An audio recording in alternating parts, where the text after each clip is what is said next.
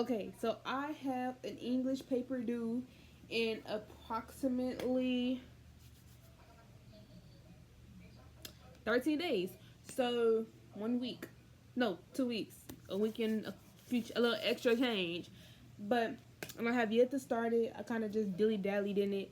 So here I'm starting a fresh rough draft. You can't really see it, but it's a fresh rough draft. Nothing written on the paper. And I'm only making this video so I could like brainstorm a little bit better, talking to myself, brainstorm a little bit better. So my topic it's a persuasive, argumentative essay, and my topic is social media harmful to the youth? I said kids, but I mean youth. I keep going between children and teenagers, but I mean all of them, everybody. So here I'm gonna try my introduction, and I'm gonna try to make my introduction. Should I do it the way that we used to do it last year? I really like the way my old teacher made us write our essays. So I'm going to put y'all on this method because I like this method. So basically, it's a paper. You get a piece of paper. You, piece of paper. You fold it like whatever style this is, hamburger style.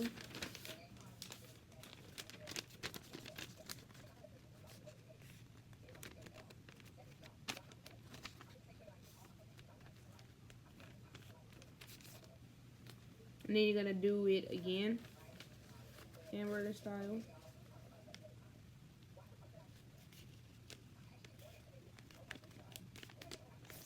The funniest thing about making these videos is I be trying to like rush and stuff, and then I realize that I could just edit it out or like speed it up.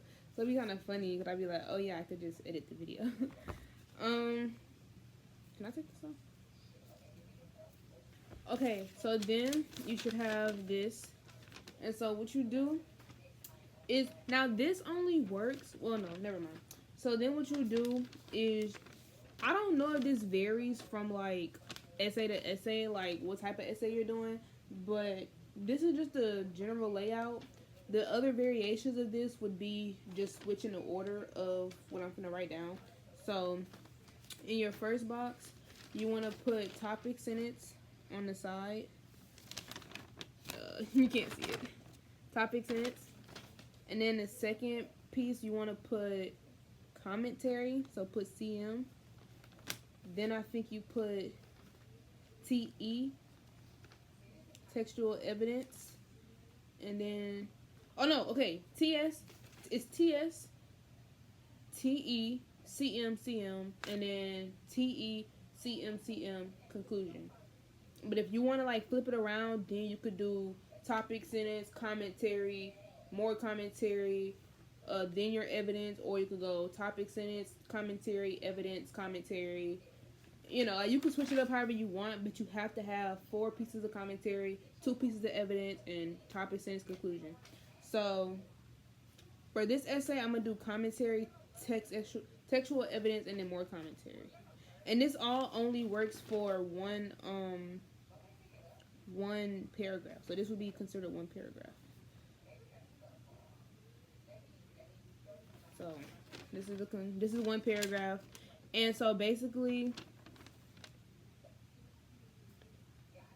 this should be around, I forgot how many words it's supposed to be.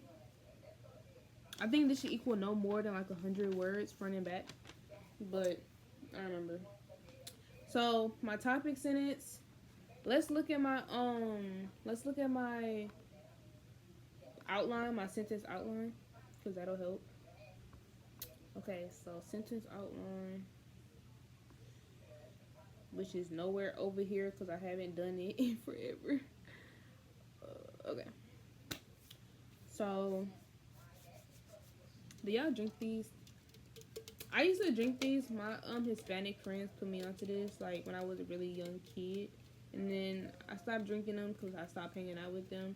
And then I remembered them one day, and then I started drinking them again. Then I stopped again, so now I'm back on them, I guess. So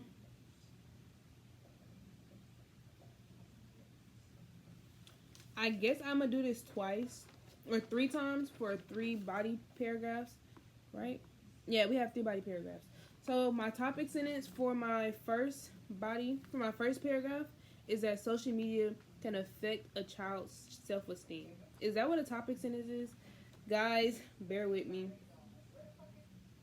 Okay. So yeah, my topic sentence is that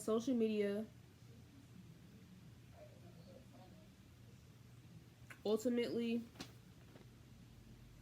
social media ult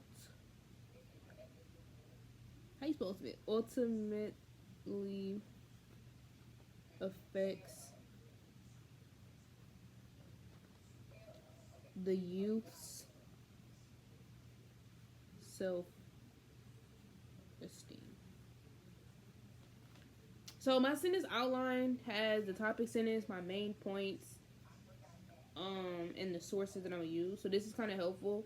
My main points, I could just kind of elaborate on them in the commentary sections, and then I have two sources for each one, because I think I have 8 total sources. So that doesn't make sense. I have 2 total sources. I mean 8 total sources, but I have 4 paragraphs, so it's just 2 sources per paragraph. The 4th paragraph is like a rebuttal or like an opposing paragraph, but yeah. So I'm gonna do this. I'm gonna do my first paragraph, and I'm gonna come back when I have a full thing. So update. I finished. This isn't how we did it last year in class. I'm only doing it like this because my brain juices are flowing, so I'm just like putting everything on the paper. But I wrote my topic sentence, my commentary. Mind you, it's supposed to be 1 sentence per box. For some reason, I did 2 sentences just because it felt like it was supposed to go there. And because it's really just a general layout of how everything's supposed to be. So if you got more to put, then put it. I mean, I don't know how long this essay supposed to be, but just put it down. It ain't going to affect you. We only did it like that last year because that's what he wanted us to do. But this is a level up. This is English 3, so I'm just going to do extra stuff. But, so now I'm going to do text evidence. And I don't recommend doing it the way I just did it. Like I said, the brain juices were just flowing. But it's better to find evidence that matches your topic sentence and then applying it and applying the commentary. So now I have to find text evidence that goes with what I just said, otherwise I'm cooked. So I already have 2 pieces of I already have 2 sources that can help me, and I also put kind of sort of what I'm taking from the source. So I put the 2nd paragraph for this source, the 1st paragraph for that source. So I'm gonna try to apply that to this box and this box, and then I'll be done. I'll read it to you, and you can give me your feedback. I feel like Shakespeare. Okay, so I'm finished with my first paragraph. I usually, when I do my like essays and stuff, I show my dad, or I read it to my dad first. It's father approved. He thinks it's really good, so hopefully I think the same. This is obviously just a rough draft, so I'm gonna brush it up and all that. But I need an essay. I need something to edit. I don't have nothing to edit, bro. Like, I'm still making my essay, so this is just to make the essay. I'll go back and fix it and all that later. But as far as like, if he tell us to pull out an essay in class, I need to have something to pull out. Okay, so this is my first paragraph. Social media ultimately affects the youth's self-esteem. With the help of social media, the youth is more prone to influence. As mentioned by Northwell EDU, social media can keep kids from their studies, disrupt their sleep, sour their mood, and erode self-esteem. Being exposed to a plethora of different people and ideas can put a lot of weight on one's shoulders. At such young ages, teens and children try to fit in and find themselves. Dr. Eshelman from the Cleveland Clinic mentions that comparing oneself to an image that isn't a true representation of someone can result in feeling like we don't measure up to them. Now that topic, that textual evidence, I what do you call it? Not summarize, but like, it's a P word, I think. But instead of like quoting it, I paraphrased it. I don't normally paraphrase. I hate paraphrasing because I'm trying to be safe and not get like considered copyrighted or nothing or plagiarism. So I don't really like doing it, but I couldn't find out how to write the textual evidence the way that they had it to make it fit in my sentence. So I just paraphrase it. Should I reread that? Dr. Eshelman from the Cleveland Clinic mentions that comparing oneself to an image that isn't a true representation of someone can result in feeling like we don't measure up to them. Instead of helping the youth form a sense of self, social media has a higher tendency to make them question their not so developed sense of self. So basically what I mean by that is like when you're so young, you don't know who you really want to be yet. You don't know who you are. You don't know what you want to do in life. You don't really know, you don't have like an established plan yet. And this obviously can apply to multiple people, but you really don't have it, in your younger years. So when you compare yourself to social media and what social media got going on, it fiddles with who you want to be. So now you have people that are being someone that they're not because they, on the wrong side of social media or whatever. So on top of that, since you don't know who you want to be, you're comparing who you currently are to someone who isn't really what they say they are. So let's say you want to be rich, right?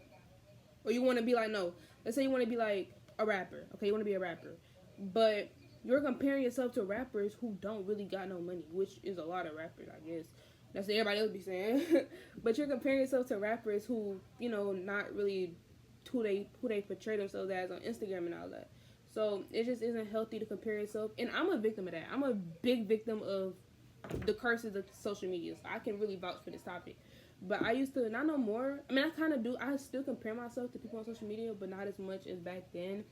I used to compare, like, every aspect of myself to people on social media. It would really bring my mood down. Like, it's not fun, bro. It's not fun. And then I'm only 16, so I used to do this in, like, middle school. So it really wasn't a good thing. I used to compare myself to people on social media. And I didn't really know who I wanted. I didn't really know who I wanted to be. I kind of have a better sense of who I want to be now, than I did back then. So it just was a lot. And I'm still struggling now. Like, I still am fiddling with who I genuinely want to be. But I'm trying to take who I am, genuinely, and who I am, naturally. I'm trying to take that and decide or figure out who I want to be with the personality that I have. But that's not the point. So that's my first paragraph. I'm gonna do my second paragraph, and then I guess that'll be it for this video. I'll make another video of the next two paragraphs, and I'll probably throw in the introduction and conclusion. But BRB. Oh, so basically this is the first paragraph. So you take another piece of paper and do the same thing. Excuse me. And so, just so I can end this part of the video, my second paragraph is going to be that social media can affect the child. Social media can affect the child in the long run. And by that, I just mean, like, their future, maybe their future in life, their future in school, their future in, like, jobs. It just affects them in the long run. So that's my next point. So I mentioned that depression could become a thing, and their decrease in, like, confidence and stuff can make them not want to try stuff in life, and I'm also a victim of that. Lack of confidence makes me not want to do a lot of things in life anymore that I would like to do. But yeah, so that's what my next paragraph is going to be about. Okay, so this is the last thing of this video for today. I just realized I have more homework. But anyways, so this is my this is my second paragraph. It's actually very rocky. It's actually not that good as the first one. But hopefully you understand what I'm trying to say. Like I said, this is a rough draft. This isn't what I'm going to put. It's not what I'm going to submit. This is just my thoughts. So, in the long run, social media can affect one's future. Also, I was writing really sloppy, so I don't even know what I said for half of this. Some results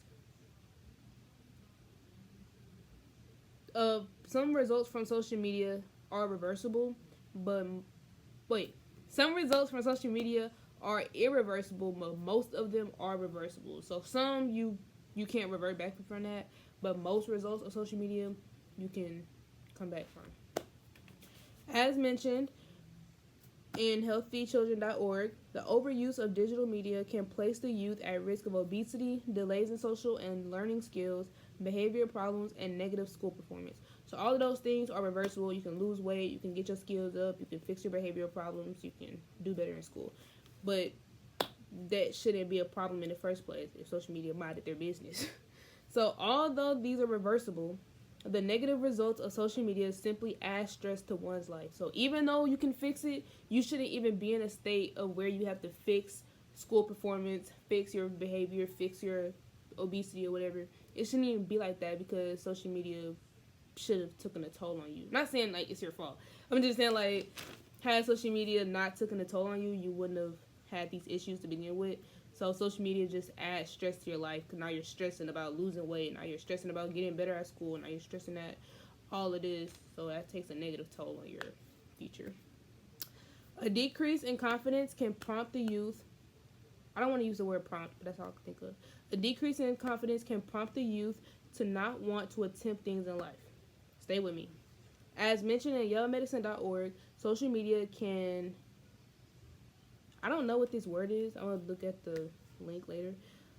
Social media can affect young users in different ways depending on their individual strength and vulnerability and based on cultural, historical, and socioeconomic factors. If social media precisely targets any of these factors, it may affect how an individual decides to continue navigating through life. So basically, if social media happens to target your vulnerability or your strengths or your culture, if it happens to target that, then that's going to change the way that you view whatever falls in that category. And that'll affect you in the long run. So culture is a really big part of your life, of who you are. So if social media somehow manages to attack your culture or how you feel about your culture, it's going to change the way that you navigate through life, you know. If your culture, you know, has some type of belief and social media happens to target that belief, you're probably not gonna follow that belief no more, and it may affect you in the future, whether it's with your family, with the rest of your culture, with whatever else. If it affects what you're vulnerable with, then obviously you're already vulnerable with this, so it's just gonna further damage it. And if you're vulnerable about it, probably gonna diminish it to the ground in the future, and it's gonna really suck for you. Whatever you're good at, social media happens to mess that up. Whatever you're strong about or strong with, if it happens to touch that, then in the long run, your strength just gonna really turn into ashes to me, you know? So if that's what I got from it, at least. If social media finds a way to target any of those things, then you're cooked because it's gonna change the way that you view those things or how you use those, you know, things, those ideas. So, in conclusion, social media affects the youth's future by picking at the ways they identify themselves and what they're able to do. So, it picks at what you're able to do, it picks with what you identify as, all that good stuff, and in the long run, you have to either fix it or it just changes the way that you go about life. Amen. It's the hard truth. So, these are my 2 paragraphs. I might type it today or I might type it tomorrow in first period. But I'm finna scrub a dub, and then that's it. I try to get all my work done before showering, because after I shower, I'm in relaxed mode. So once I get out the shower, I'm hopping straight on my bed, hopping straight on YouTube, and hopping straight into my Sudoku book. But thanks for watching this video. Hopefully, this helped y'all just a little bit. I mean, I'm not doing this to help y'all, but hopefully it helps. I'm doing this so I could, you know, get my thoughts out better. But yeah, thanks for watching this video. Happy Monday. This should be out by today because my editing is really simple. Peace, y'all.